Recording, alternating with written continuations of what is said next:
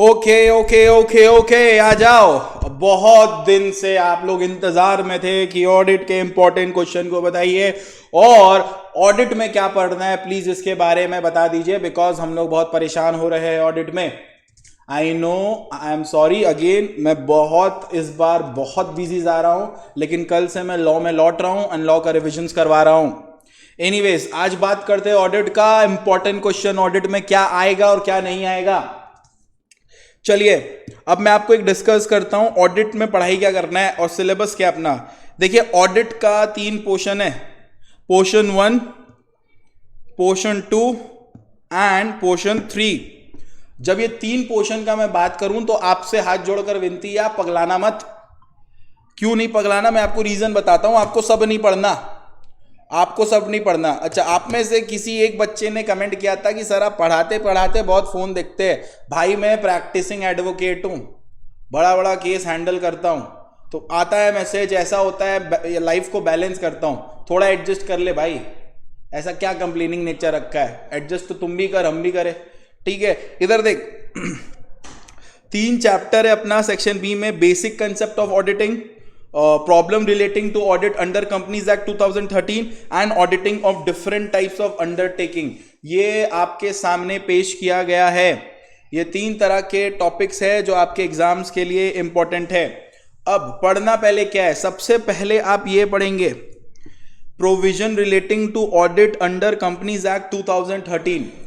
मैंने ऑलरेडी अपने प्लेलिस्ट में 10 वीडियो डाल रखा है इस टॉपिक पे, और ये टॉपिक हमारे एग्जाम में 20 मार्क्स कवर करता है। इसमें पढ़ना क्या है आपको, इसमें पढ़ना है सेक्शन 138 से लेके 148 तक। इसमें आपको पढ़ना है सेक्शन 177, इसमें पढ़ना है 204 और इसमें पढ़ना है आपको कारो। ध्यान से समझिएगा, ये कंटेंट है। अब ये वाला पोर्शन देखिए, ये वाला portion, report on internal financial control over financial reporting और नफरा। ये दोनों टॉपिक में से आपका एक एग्जाम में श्योर आएगा।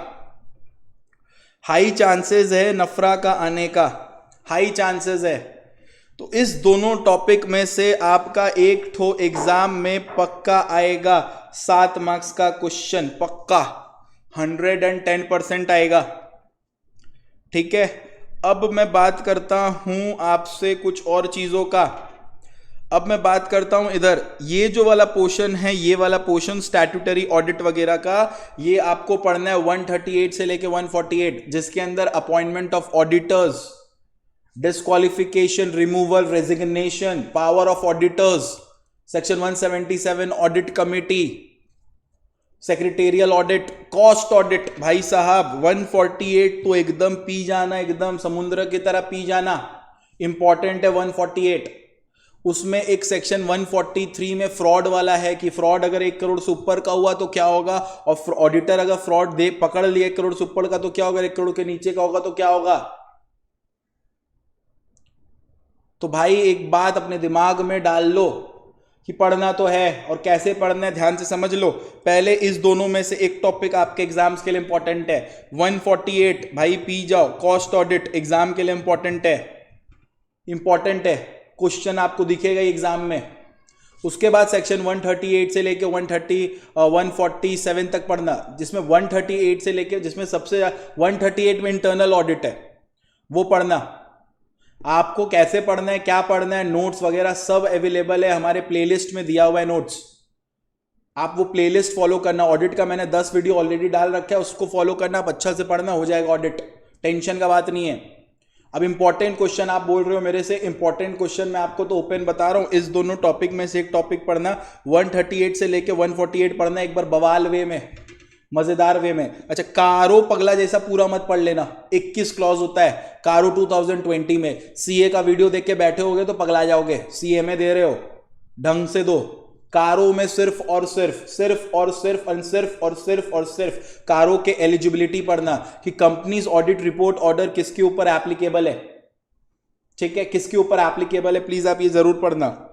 उसके बाद auditing of different types of undertaking, auditing of different types of undertaking में मैंने ये सबके बारे में अच्छा से डिस्कस किया है, जिसमें मैं आपको एक फ्रैंक बात बोलता हूँ कि ऑडिट ऑफ बैंक्स बहुत ज्यादा है, मतलब लिटरली इतना है कि आप पागल हो जाओगे। ठीक है, इतना सारा है। अब ये जो मैं 20 मार्क्स लिख रहा हूं, ये 20 से 10 मतलब 20 से 30 मार्क्स पे जा सकता है। ठीक है, ये 20 से 30 मार्क्स पे जा सकता है। मेरा गलत लिखने का थोड़ा प्रॉब्लम हो गया, मैंने इसमें गलत मेंशन किया है, एक्चुअल में ये 30 ही जाएगा। जस्ट अ मिनट, इसको कुछ हो गया लगता है, एक मिनट।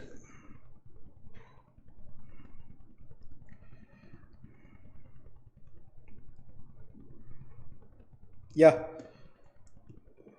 ये एक्चुअल में ये मॉड्यूल वाला जो 7 है आपके पेपर में, ये 30 मार्क्स का ही जाएगा। अब मैं आपको नोट्स दिया था, कुछ बच्चे हैं यूट्यूब में पढ़ रहे इतना काफ़ी, इतना सफिशियंट, इतना है ना है तेना है। तो भाई मैं जब बोल रहा हूं इतना सफिशियंट है तो प्लीज़ उतना सफिशियंट मानो। पहले किसी से पढ़ते हो तो जान लो किससे पढ़ रहे हो। 2016 से जब आपका सिलेबस आया था, 2017 से मैं एक्सक्लूसिव सीए में पढ़ा रहा हूं।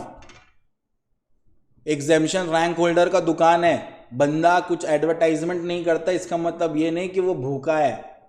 प्यार को समझो, तुम लोग के लिए हूं और कोई नाटक के लिए नहीं हूं, तो प्लीज समझो।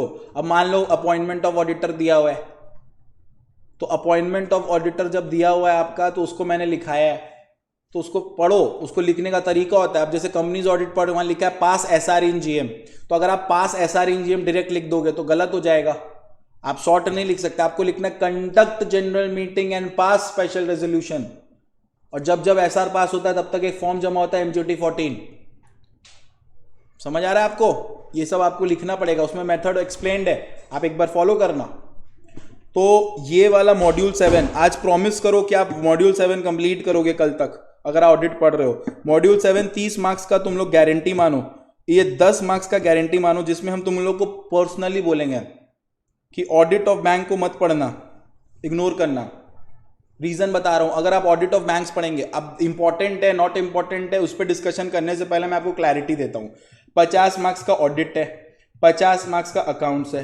क्या खाली ऑडिट ही पढ़ के जाओगे? अब एक तो ऑडिट ऑफ बैंक्स जो है वो नहीं करके अपने मैट में 7-8 पेज का है। 7-8 पेज मतलब बहुत सारा लर्न करना है, और उसके लिए हमारे पास वो आएगा भी तो 7 मार्क्स का आएगा। तो इतना रिस्क ले सकते हैं हम लोग, क्योंकि हम लोग इससे अच्छा बाकी सब कवर कर लेंगे। इसका हैंड नोट्स अवेलेबल है, इसके हैंड नोट्स अवेलेबल है, प्लीज़ हैंड नोट्स मांग लेना। मैं गूगल मतलब जो डिस्क्रिप्शन है उसमें डाल देता हूँ, आप प्लीज़ ले लेना उससे। अब बात मैं करता हूँ, इसमें मैंने इजी वर्ड में सबको ऑडिटिंग कैसे होता है वो लिखवाया हूँ। प्रॉब्लम ये है, मैं इसमें छुड़वाने इसलिए नहीं बोल रहा हूँ क्योंकि ये 30 और 10 कितना हो गया, 40 मार्क्स। यहाँ पे आपको कम पढ़ के 40 मार्क्स मिल जाएगा। तो इस 2 मॉड्यूल में कुछ मत छोड़ो। ऑडिट ऑफ बैंक छुड़वा रहा हूँ बट मत, ऑडिट ऑफ बैंक छोड़ के सब पढ़ लो।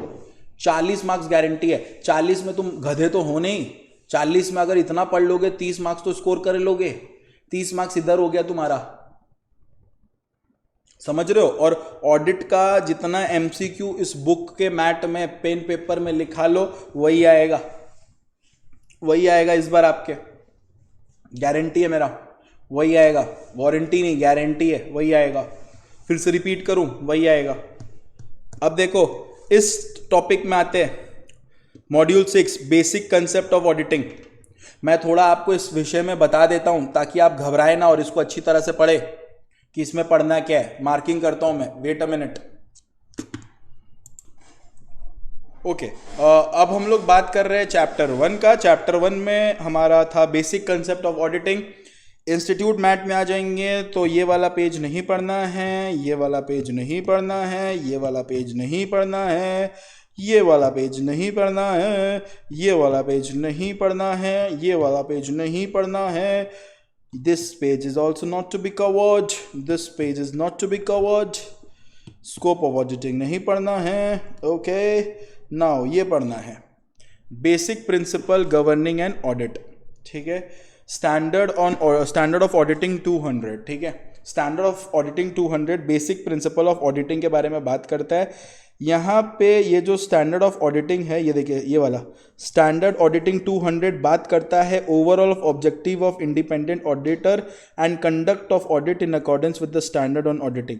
ये लाइन का मतलब है स्टैंडर्ड ऑफ, जैसे अकाउंटिंग स्टैंडर्ड होता है उसी तरह ऑडिटिंग स्टैंडर्ड होता है। तो ऑडिटिंग स्टैंडर्ड 200 जो है वो बताता है ओवरऑल ऑब्जेक्टिव ऑफ ऑडिटिंग। बोलने का मतलब है कि जब एक इंसान ऑडिटिंग करता है तो उसका ओवरऑल ऑब्जेक्टिव क्या रहता है। एक इंसान इंडिपेंडेंट ऑडिटर, मतलब एक ऑडिटर इंडिपेंडेंट तभी माना जाएगा अगर वो ये सारे ऑब्जेक्टिव्स को फॉलो करेगा। तो देयर वाज 5 ऑब्जेक्टिव। ऑब्जेक्टिंग जो होता है वो 5 ऑब्जेक्टिव्स पे होता है, बट यहाँ पे थोड़ा डिफरेंट वे में दिया गया है, तो चलिए हम लोग यहीं पे पढ़ लेते हैं। So this are the objectives, ठीक है, this are the objective basic principle कि जब एक ऑडिटर ऑडिट करेगा तो उसको ये चीज़ दिमाग में रखना है। Number 1, integrity, objectivity and independence.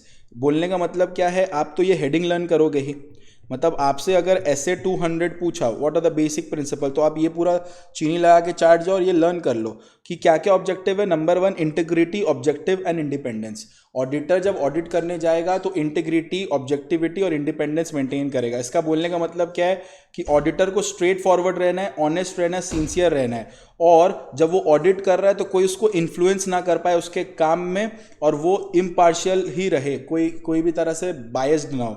Number 2 है कॉन्फिडेंशियलिटी। कॉन्फिडेंशियलिटी मतलब ऑडिटर ऑडिट करने जा रहा है तो उसको बहुत सारे फाइनेंशियल स्टेटमेंट्स मिलते हैं अपने मतलब जिसका वो ऑडिट कंडक्ट कर रहा है, तो कॉन्फिडेंशियल रहना। कॉन्फिडेंशियल रहना इन द सेंस क्या है बेटा, कॉन्फिडेंशियल का मतलब ये होता है कि वो सारा बातों को डिस्क्लोज ना करे अपने पास, उसके पास जो भी इंफॉर्मेशन है जिस एंटिटी का वो ऑडिट कर रहा है। Skill and competence, audit should be performed and audit report should be prepared by adequately trained, experience and competent person. बोलने का मतलब है जो इंसान ऑडिट कर रहा है, ऑडिट करते वक्त वो अपना सारा टैलेंट, सारा कॉम्पिटेंसी यूज करे और ऑडिट करे। Work perform by others, auditor का ड्यूटी बनता है कि ऑडिट करते वक्त वो दूसरों का काम को चेक करे, सुपरवाइज करे दूसरे के काम को, जैसे कि और भी कोई लोग है उसके नीचे जो काम कर रहे, उसके असिस्टेंट है, जो भी है उसके काम को वो चेक करे। Documentation, proper working paper maintain करे। देखिए होता क्या है, अगर आप मेरा पहला क्लास देखेंगे तो सिंपल से समझेंगे। ऑडिट करता है ऑडिटर, ऑडिटर क्या बनाता है, ऑडिटर क्या देता है, ओपिनियन, ओपिनियन वो देता है ऑडिट रिपोर्ट बना के, ओपिनियन बेस्ड रहता है ऑडिट एविडेंस पे, और ये ऑडिट एविडेंस वो क्या करता है, कलेक्ट करता है ऑडिट प्रोसीजर लगा के।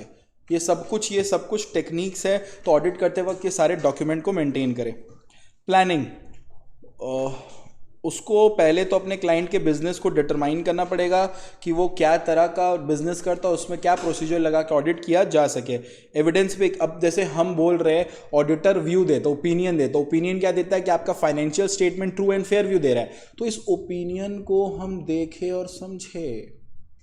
मतलब ओपिनियन जो है वो बेस्ड होना चाहिए एक एविडेंस पे कि हम बोल रहे हैं कि ट्रू एंड फेयर। अगर तुमको कोई बोल रहा है कि तुम बहुत ज़्यादा हैंडसम हो तो कुछ एविडेंस होगा तब ना बोल रहा है, कि मालूम चला तुम्हारे पैसा देख के बोल रहा है भाई तुम बहुत हैंडसम हो, प्यारे हो, क्यूट हो, सेक्सी हो, समझ रहे हो, एविडेंस होना चाहिए हर चीज़ का।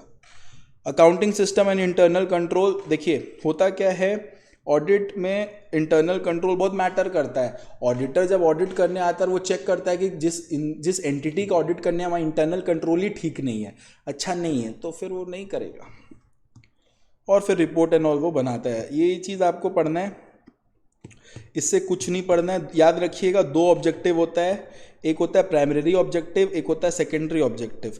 प्राइमरी ऑब्जेक्टिव बहुत सिंपल है कि बस ये बताना कि फाइनेंशियल स्टेटमेंट जो है वो ट्रू एंड फेयर व्यू दे रहा है कि नहीं दे रहा, बस, ठीक है, और कुछ नहीं। सेकेंडरी ऑब्जेक्टिव है उसका डिटेक्ट करना फ्रॉड एंड एरर, बस कुछ नहीं। ऑडिटिंग से क्या होता है, ऑडिटिंग से जब हम लोग इनकम टैक्स रिटर्न फाइल करते हैं तो हेल्प होता है, ये सब कुछ नहीं पढ़ो, बट फालतू, जरूरत नहीं है, बट ओके।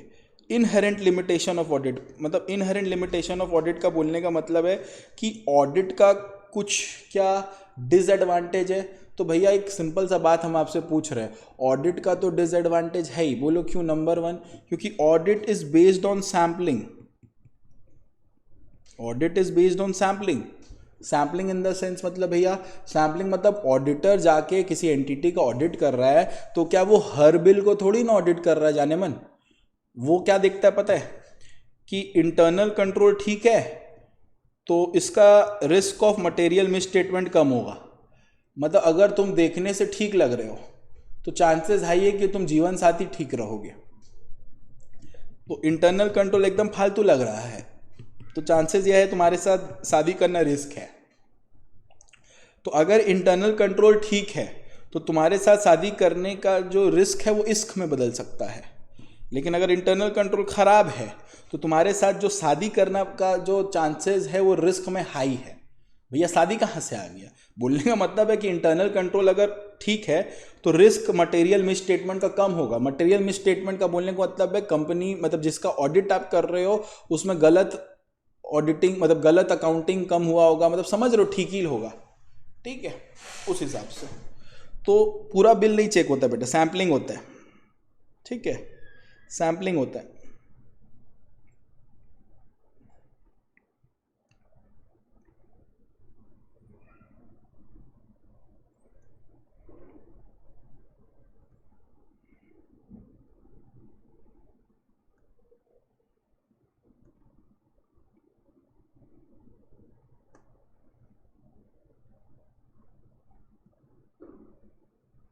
अच्छा, आप डिफरेंस बिटवीन ये पढ़ लीजिएगा, continuous audit and periodical audit.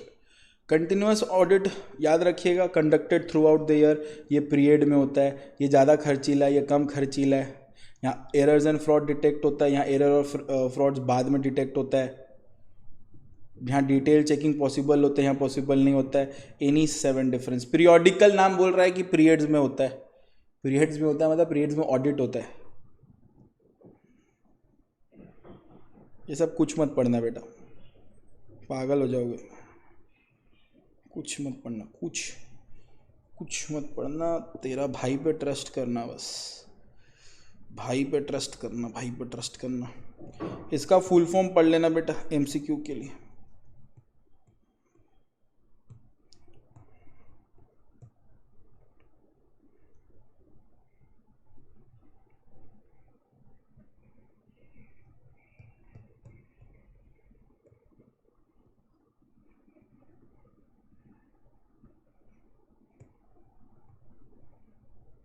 Okay, ये टॉपिक आना 6.3, ये थोड़ा पढ़ने का और ये आप ठीक से पढ़ेंगे। ठीक है, ये थोड़ा पढ़ने का और आप ठीक से तो बड़ा पढ़ेंगे। ठीक है, सबसे पहले बात करता हूँ ऑडिट एंगेजमेंट का। ये 6.3 थोड़ा पढ़ने का है।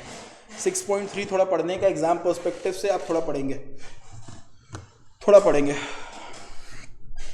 थोड़ा सा पढ़ेंगे। इसको हम लोग अच्छा से पढ़ा दूंगा, हो जाएगा। ये थोड़ा पढ़ेंगे, audit engagement programme documentation evidence notebook, ये पढ़ेंगे हम लोग। ऑडिट एंगेजमेंट क्या होता है? आपका एंगेजमेंट होता है, हुआ होगा। एंगेजमेंट क्या होता है? एंगेजमेंट का बोलने का मतलब है दो लोगों के बीच में शादी हो रहा है, मतलब शादी से पहले एंगेजमेंट हो रहा है। एंगेजमेंट में लोग अपने टर्म्स एंड कंडीशन क्लियर करते हैं कि मैं ऐसा करूंगा, मैं वैसा करूंगा, मैं ऐसा हूं, मैं वैसा हूं, तुम ऐसी हो, मैं ऐसा ही हूं, मैं ऐसा ही हूं। सीधा बात है, ऐसा ऐसा बात होता है। अब बोलने का मतलब यहाँ पे ये है कि ऑडिट एंगेजमेंट, यस उठ गए हो गए अभी तक।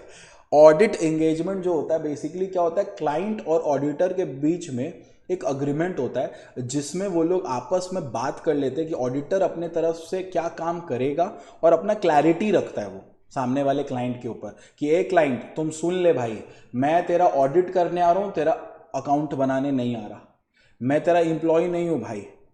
ये सब वो क्लियर करता है अपने टर्म्स एंड कंडीशन को। तो ऑडिट एंगेजमेंट एक तरह का स्टैंडर्ड 210 है जिसमें agreeing the terms of audit engagement है। अब क्या होता है ऑडिट एंगेजमेंट में, ये देखिए यहां पे objective and scope of auditing engagement बताया जाता है, मैनेजमेंट का क्या रिस्पॉन्सिबिलिटी है वो बताया जाता है, इनहेरेंट लिमिटेशंस के बारे में बताया जाता है। देखिए objective and scope of engagement, auditor बताता है कि वो क्या क्या ऑडिट करेगा, कैसे करेगा। मैनेजमेंट रिस्पॉन्सिबिलिटी, ऑडिटर क्लियर करता है कि मैनेजमेंट सुनो, तुम्हारा काम है अकाउंटिंग करना, मेरा काम सिर्फ ऑडिट करना है। इनहेरेंट लिमिटेशन के बारे में बताता है कि बोलता है कि भाई मैं तेरे को एब्सोल्यूट एश्योरेंस नहीं दे रहा कि तुम्हारा अकाउंट्स बेस्ट है, हाँ मैं ये बोल सकता कि ठीक है, बिकॉज इट्स सैम्पलिंग थिंग। मैं 100% एश्योरेंस कैसे दे सकता? इंटरनल ऑडिटर का क्या यूज है? मैनेजमेंट का confirmation letter, restriction and limitation of auditors liability, आप ऑडिटर्स के लाइबिलिटी का सब कुछ इंफॉर्मेशन देते हो। ऑडिट फीस क्या रहेगा, बिलिंग अरेंजमेंट क्या रहेगा, किस फॉर्म का रिपोर्ट किस तरह दिया जाएगा, वैलिडिटी क्या रहेगा रिपोर्ट्स का, और ये सब कुछ आपको डिटेल में बताना पड़ता है, ठीक है। फिर आ जाता है ऑडिट प्रोग्राम। ऑडिट प्रोग्राम क्या होता है? जैसे हम बोलते हैं ना आज का प्रोग्राम क्या है, इसका बोलने का मतलब है कि आज का डिटेल्ड प्लान क्या है, आज हम लोग क्या करेंगे। तो ऑडिट प्रोग्राम मतलब ऑडिट को कैसे करेंगे, उसका डिटेल प्रोग्राम को ऑडिट प्रोग्राम बोलते हैं। तो देखो ऑडिट प्रोग्राम जो मार्क करे वही पढ़ना है। Audit programme is a detailed plan of auditing work to be performed, specifying the procedure to be followed in verification of each item and financial statement and the estimated time required। बस इतना learn कर लीजिए आप। Audit programme एक तरह का detailed plan रहता है कि क्या वर्क हम लोग, ऑडिटर आया है तो वो प्लान करेगा कि क्या वर्क वो परफॉर्म करेगा, स्पेसिफाई करेगा प्रोसीजर में कि वो कैसे वो काम को परफॉर्म करेगा, एंड साथ ही साथ फाइनेंशियल स्टेटमेंट में ये भी बताएगा कि कितना टाइम कैसे लगेगा और क्या लगेगा, ठीक है। आप ये पढ़ेंगे एडवांटेजेस ऑफ ऑडिट प्रोग्राम, और आप दूसरा पढ़ेंगे disadvantages of audit programme. 5 points आप पढ़ के रखेंगे, 5 पॉइंट्स एंड 5 पॉइंट्स, ठीक है। अब ऑडिट प्रोग्राम में क्या होता है, प्रोग्राम दिया हुआ है, इसके बाद ये होगा, इसके बाद ये होगा, तो यहाँ पे क्या होता है, एक रेडी चेक लिस्ट रहता है कि इसके बाद ये होगा, कुछ मिस तो नहीं, मतलब रेडी है कि ये बात ये बात ये बात ये करेंगे, तो दिमाग में चेक होता रहता है, ये बोला था हुआ, ये बोला था हुआ, ऐसे समझ आ रहे हैं। The audit work can be properly allocated to audit assistants और द आर्टिकल क्लर्क्स। ऑडिटर अकेले तो बेचारा सारा काम करेगा नहीं, अपने साथ असिस्टेंट जूनियर्स लेके जाता है। प्रोग्राम बना हुआ रहता है तो ईजी रहता है बताने के लिए कि भाई ये वाला पोर्शन हम प्रोग्राम का संभालें। मान लें शादी हो रहा है, भाई कैटरिंग मैं संभालूंगा, डेकोरेशन तुम संभाल ले, ऐसे करके वो क्लासीफाई कर पाता है, ठीक है। ऑडिटर में easily know the extent of work done at any point of time, कितना काम हो रहा है इसके बारे में पता चलता है। Audit programme would not only be useful for the audit assistant in carrying the audit work but for the principal too, as he would be in position to account for the individual responsibility. Audit programme होने से क्या होता है कि जो junior उसके लिए तो हेल्प होता ही है, बट जो मेन प्रिंसिपल है, जो जूनियर रखा है, उसके लिए भी हेल्प होता है, जहाँ पे वो अकाउंटेबल कर सकता है, भाई प्रोग्राम में ये लिखा हुआ था, तुमने ये क्यों नहीं किया। समझ आ रहा है? ऐसे करके आप पढ़िएगा। डिसएडवांटेज पढ़िएगा। अब एक तो प्रोग्राम सेट हो गया, तो एक तरह जैसे ही प्रोग्राम सेट हो जाता है तो तुम एक मैकेनिकल हो जाता है, इसके बाद ये करना है, इसके बाद ये करना है, कुछ हो भाड़ में जाए, हमको ये करना है, ड्यूटी दिया है, ऐसा हो जाता है। तो थोड़ा बहुत आप पढ़ लीजिएगा। आई होप आप समझ रहे हैं। ये चैप्टर 10 मार्क्स का है, इतना पढ़ने से एक ही सवाल आएगा, लेकिन थोड़ा बहुत अगर आइडिया लेके चलेंगे मन से तो आप पढ़ सकते हैं। ऑडिट डॉक्यूमेंटेशन मैं बोलूँगा कि आप इग्नोर कर दीजिए, क्योंकि बहुत ज़्यादा पढ़ने को हो जाएगा इसमें, लेकिन आप ये वाला पढ़ के जाइए, difference between permanent audit file and current audit file. Permanent, ये थोड़ा एमसीक्यू के लिए आप देख लीजिएगा। ऑडिट वर्किंग पेपर कुछ नहीं, ऑडिट वर्किंग पेपर कोई ऑडिट डॉक्यूमेंटेशन बोलते हैं, जो काम काज हम लोग करते हैं डॉक्यूमेंट बनाने का, वैसे ही है, ठीक है। इन दोनों का डिफरेंस देख लीजिएगा। दो तरह के ऑडिट वर्किंग पेपर होता है, एक परमानेंट ऑडिट फाइल और एक current audit file. Permanent audit file बोलने का मतलब क्या होता है बेटा, कि ऑडिटर जब ऑडिट करता है तो फाइल तो दोनों के फाइल बनाता ही है, तो कुछ फाइल ऐसे होते हैं जो परमानेंटली उस ऑर्गेनाइजेशन के, मतलब उस ऑडिटर के काम आने वाले, हर साल काम वही आएगा। टेम्परेरी मतलब जो करंट ईयर में ही काम आएगा, उसके बाद वो काम का नहीं है। जैसे कंपनी में ऑडिट कर रहे हो तो कंपनी का memorandum of association and article of association, जो दो डॉक्यूमेंट है, इंपॉर्टेंट डॉक्यूमेंट है, वो परमानेंट है, क्योंकि नेक्स्ट ईयर फिर करेंगे हम वही एमओए पढ़ लेंगे। लेकिन करंट होता है जो उस पर्टिकुलर समय के लिए होता है, जैसे कि देखो यहाँ लिखा हुआ है, ठीक है, लीगल डॉक्यूमेंट्स का exact copy, agreement, minutes relevant to the audit, वो सेम है, ठीक है। Analysis of significant ratios and trend same है। ट्रांजैक्शन एंड बैलेंस चेंज होता है, ऑडिट प्रोग्राम चेंज होता है, audit programme current audit file में, ये प्लीज आप डिफरेंस कर लीजिएगा। Next come audit evidence. मैं आपको बता रहा हूँ,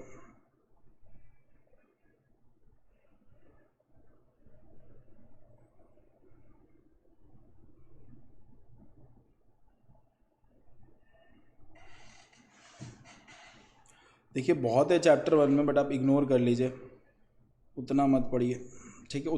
उस टॉपिक से बस उतना ही थोड़ा बहुत पढ़ के रखिए, क्योंकि एग्ज़ाम में 50 मार्क्स के लिए आपको ज़्यादा पढ़ने का ज़रूरत नहीं है।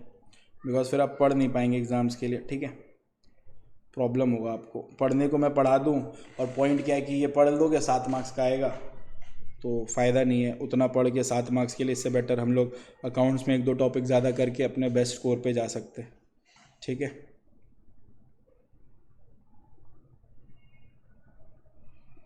मैं जो बोल रहा हूँ आप मेरा बात सुन लेंगे ना, अगर मैं आपको गारंटी बोल रहा हूँ आपका एग्जाम्शन आएगा इस पेपर में। आप प्लीज़ ये डिफरेंस पढ़ के जाना, internal audit, internal control and internal check का। इंटरनल ऑडिट, इंटरनल कंट्रोल और इंटरनल चेक का कसम खुदा की मैं बोलता हूँ, ये पढ़ के जाना डिफरेंस। Internal audit, internal control, internal check, ज़्यादा इंपॉर्टेंट डिफरेंसेस ये है, इंटरनल कंट्रोल और इंटरनल चेक का डिफरेंसेस तुम पढ़ के जाना भाई, पढ़ के जाना। इंटरनल कंट्रोल और इंटरनल चेक क्या होता है? इंटरनल कंट्रोल क्या होता है कि देखिए,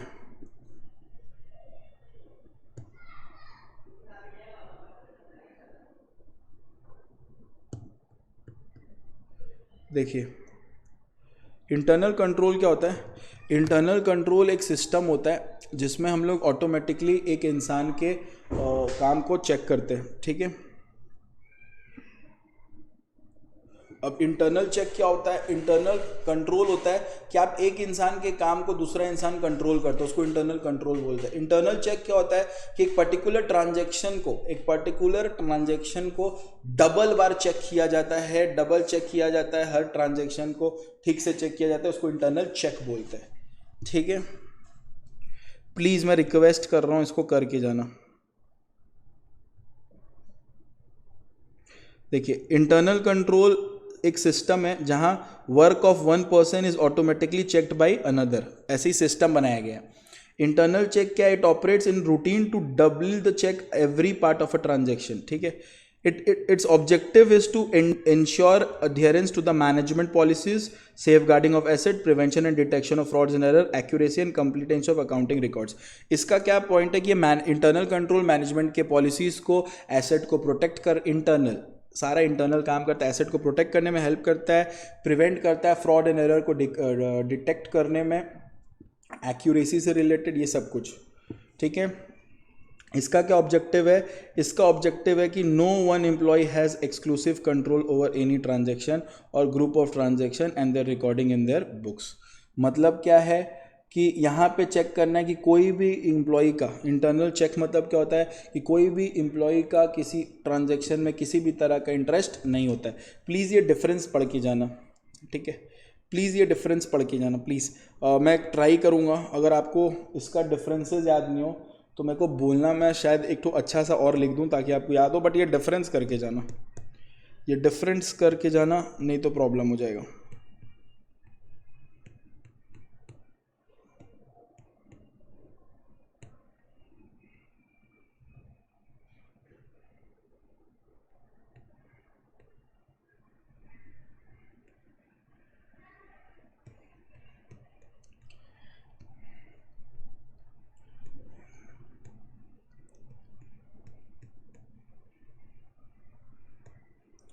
ये सब पढ़ने जाओगे बेटा तो अटके जाओगे, इसी में टाइम लग जाएगा।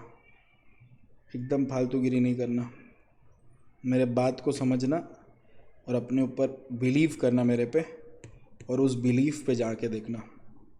एमसीक्यू सारा रट लेना,